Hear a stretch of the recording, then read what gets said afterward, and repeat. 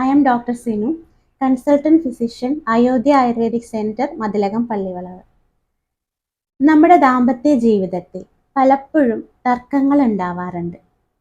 ഭാര്യയുടെയും ഭർത്താവിൻ്റെയും മനസ്സിലുള്ള പരാതികളും പരിഭവങ്ങളും ആശയങ്ങളും പങ്കുവെക്കേണ്ടത് അത്യാവശ്യം തന്നെയാണ്. ആ സാഹചര്യത്തിൽ ഒരാൾ മാത്രം നമ്മളുടെ മനസ്സ് അല്ലെങ്കിൽ തുറന്നു കൊടുക്കാതിരിക്കുകയോ പറയുന്നത് കേട്ട് അതിനെ അക്സെപ്റ്റ് ചെയ്യാതിരിക്കുകയോ ചെയ്യുമ്പോഴാണ് കോൺഫ്ലിക്റ്റുകളിലേക്ക് പോകുന്നത്.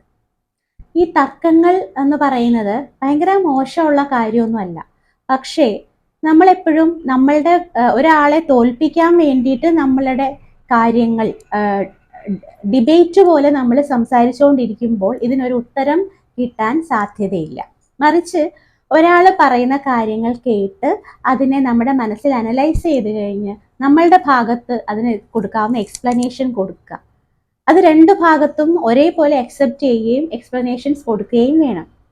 എന്തു തന്നെ ആയാലും നമ്മളുടെ ഭാഗത്ത് വന്നിട്ടുള്ള ചെറിയ തെറ്റുകൾ മാത്രമെങ്കിലും അതിനെ അക്സെപ്റ്റ് ചെയ്ത് ചെറിയ രീതിയിലുള്ള ചേഞ്ചുകളെങ്കിലും വരുത്താൻ തയ്യാറായി കഴിഞ്ഞാൽ കുറേയൊക്കെ ഈ തർക്കങ്ങളെ നമ്മൾക്ക് തുടർച്ചയായി പോവാതെ കൺട്രോൾ ചെയ്യാനായിട്ട് സാധിക്കും.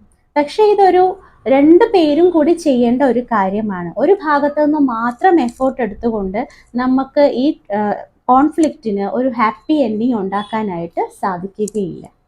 രണ്ടു പേരും തുല്യമായി എഫേർട്ട് എടുത്തു കഴിഞ്ഞാൽ തർക്കങ്ങൾ ഒരിക്കലും മോശമായിട്ടുള്ള ഒരു കാര്യമല്ല.